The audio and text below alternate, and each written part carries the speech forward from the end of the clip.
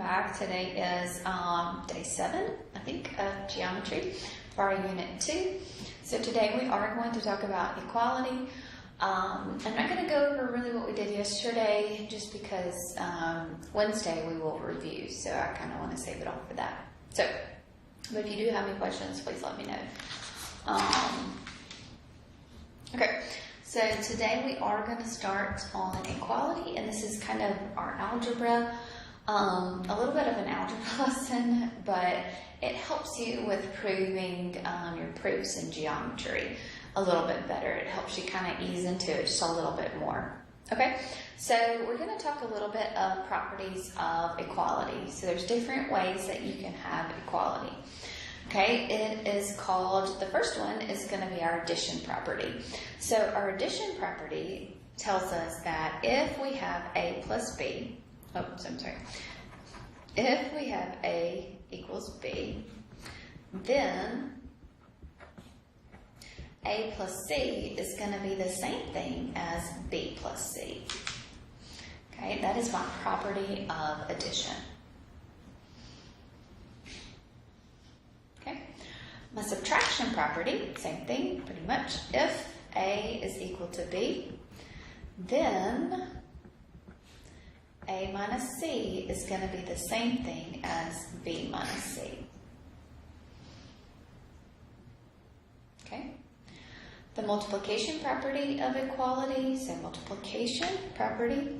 So if A is equal to B, then multiplication, so A times C is going to be equal to B times C. So this is, remember, if you remember us solving equations last year, what we did, this is just now looking at it in a different light. Okay, looking at the properties and really examining them just a little bit. Okay.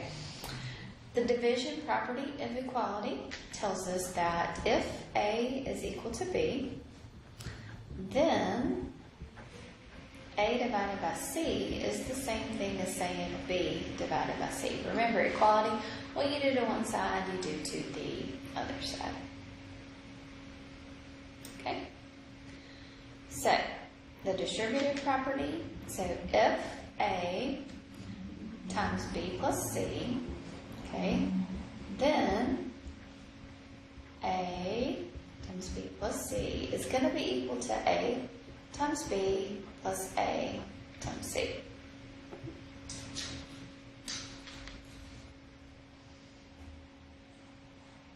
Okay. All right. Substitution property tells us that if A is equal to B, then A may be replaced by B in the expression or equation.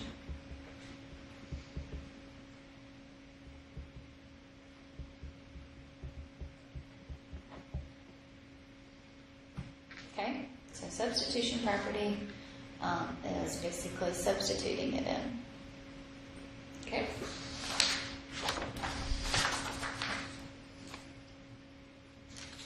Next one, we've got about 9 of these. So, our reflexive property, okay? So, our reflexive property tells us that a value will always be equal to itself, okay? So, for any real number A,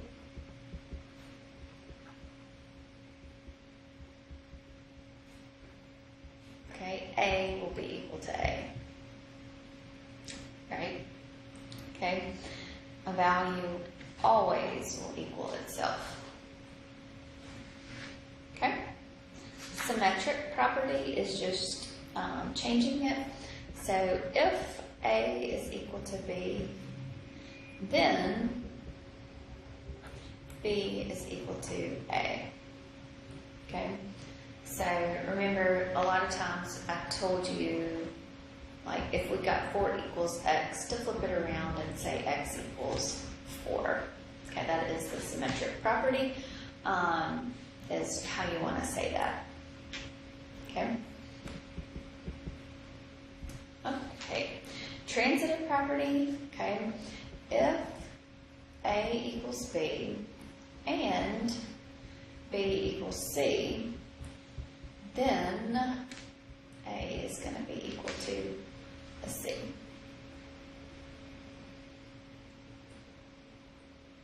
Okay, so now we're going to use these properties to prove equations are true, okay, and then we're going to prove equality, okay.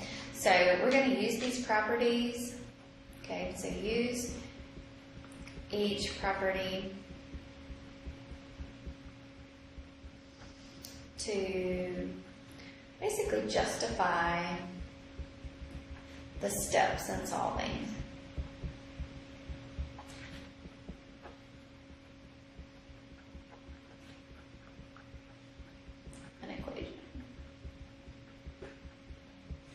Okay, so on the left side, we're going to have the statements, okay? So on the left side, you will have statements, or in our case for right now, the steps to solve, okay? And on the right side, okay, you will have the justification. So the reasons that you are doing that step. Okay? There's different reasons. You can have your properties, you can have postulates, which we've covered some postulates in geometry so far. You could have definitions, you could have theorems, you could have lots of different reasons. But right now, for what we're going to do today, we're just going to be looking at our properties, okay? Okay, so I'm going to put one up here, okay? So given that 4x minus 1 is equal to 27, I want to prove that x is equal to 7. So here, I've already got my steps, so 4x minus 1 is equal to 27. Then I'm going to have 4x is going to be equal to 28, and then I've got it down to where x is going to be equal to a 7. Okay? So these are over on the left-hand side, so that's my statements over here.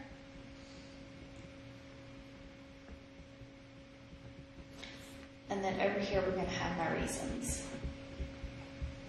Okay? So 4x minus 1 is equal to 27. The reason that that is true right there is because it was given to me, right? That was my beginning, my very, very beginning equation, okay? All right, so then you don't have to write this out, but I just want to show you right here what's about to happen. So 4x minus 1 is equal to 27. What did we do to both sides here? Okay, we moved this negative 1 to the other side, and how did we do that? Okay, we did what? We added a 1 to both sides. So, what property is that going to be? That's going to be my addition property of equality because I'm adding a number to both sides. So the reason that that is going to be happening here, okay, is because of the addition property.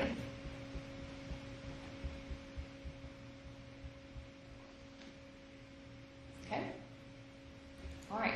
So then what did I do here? 4x is equal to 28. And then I got down here to x is equal to 7. So how did I get the x by itself? You divide both sides by 4. Okay? So that could be the division property.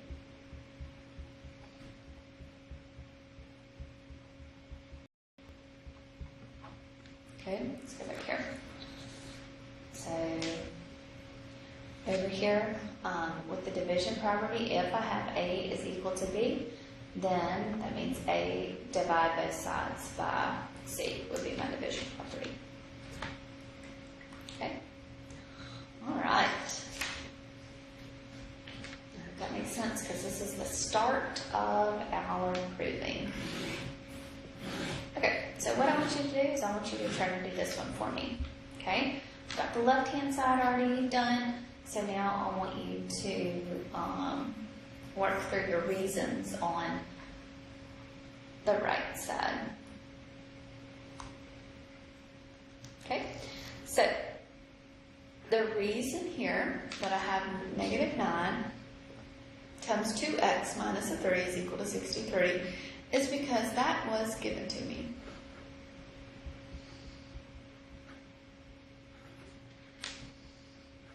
Okay?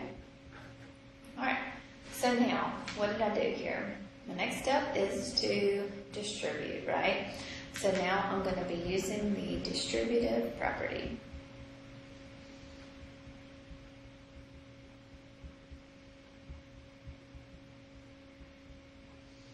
Okay. And now what did I have to do here for this next step? Is, what did I do? I moved the 27 to the other side, so I subtract 27. So that is going to be the subtraction property.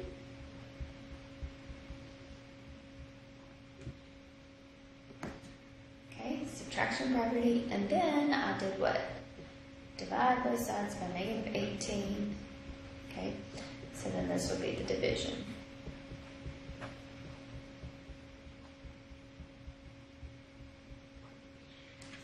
Okay. All right.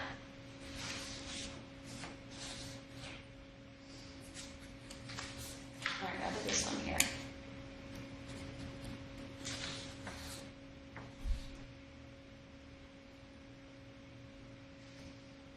Okay, we're given that 6x plus 7 is equal to 8x minus 17. I want to prove that it's equal to a 12.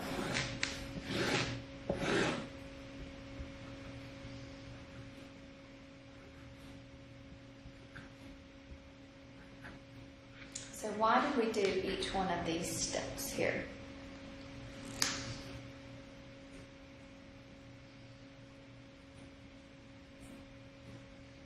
Okay, I'll take a second and try to work through this one. All right, the first one here is because what? It is given. Okay, the next one, I'm moving my 6x to the other side, and I'm doing that by subtraction, so that is considered my subtraction property.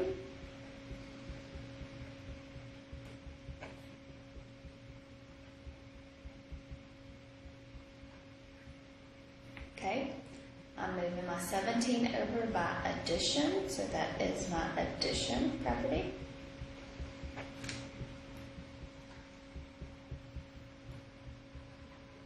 Okay, and then what did I do right there? I divided, so that is my division property.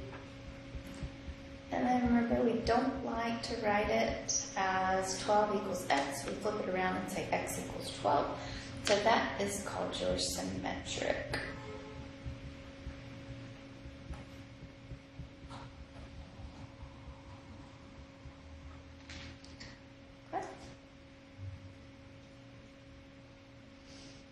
Okay, so what about this one here?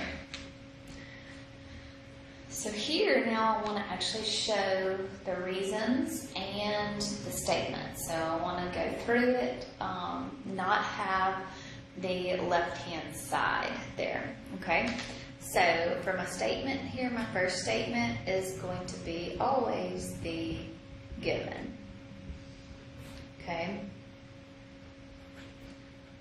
So the reason is always given here, okay? A second thing that I'm going to do is I'm going to move the 1 to the other side, so I am going to subtract a 1, so that would be my subtraction property.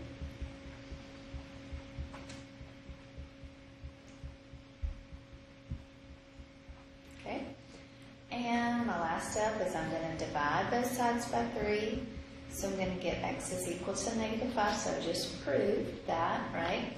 And I proved that by now the division property.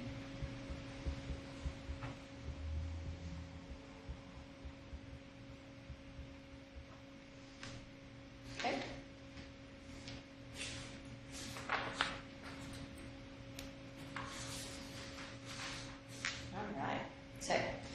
this one right here. So 10x minus 4 is equal to 2x minus 20.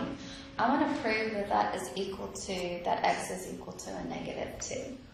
So I want to have my statements over here. And my reasons over here.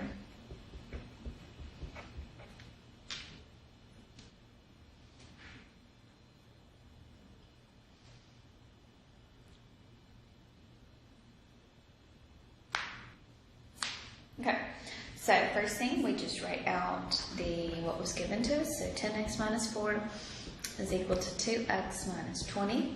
So that was indeed given. Okay, and then my next thing that I need to do is combine my x here. So what am I doing there? So that is my subtraction property. So what is that going to be? 8x minus 4 is equal to a negative 20. So that is by the subtraction property.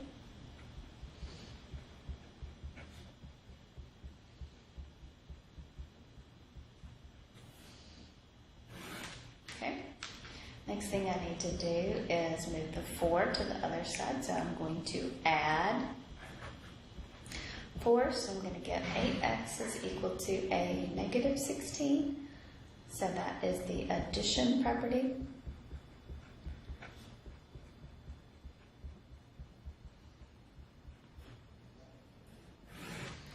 And then, last but not least, I am going to divide by 8 on both sides. So x is going to be left with a negative 2.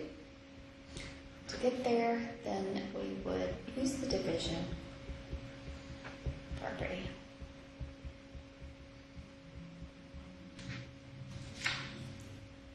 Okay, all right, I'll do this one. So given that negative 8 times x plus 1 is equal to negative 5 times x plus 10, prove that x is equal to 14. So, show your statements and then show your reasons why. Remember, always start with what is given to you.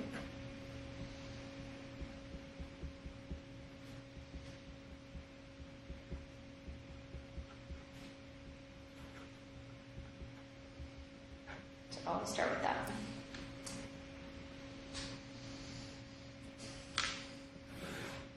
Okay? All right. So don't do it.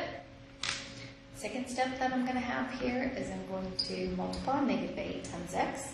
Negative 8 times 1 is a negative 8. Negative 5 times x is a negative 5x. And negative 5 times 10 is a negative 50. And the reason I'm doing that is because of the distributive property.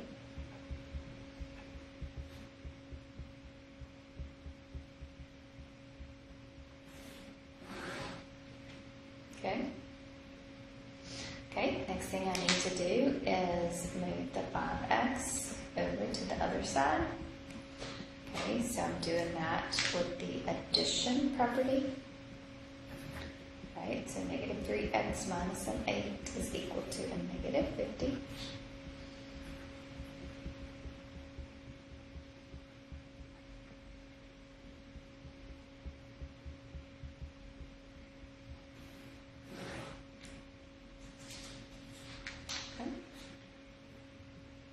Next thing I need to do is then add 8 again. So I'm adding again. So I'm going to get a negative 3x is equal to a negative 42. So that's another addition property.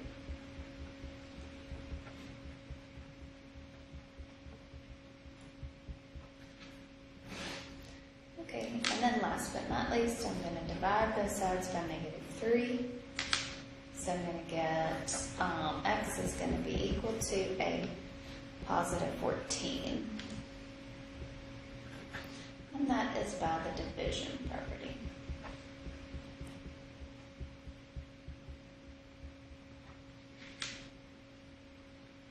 Okay.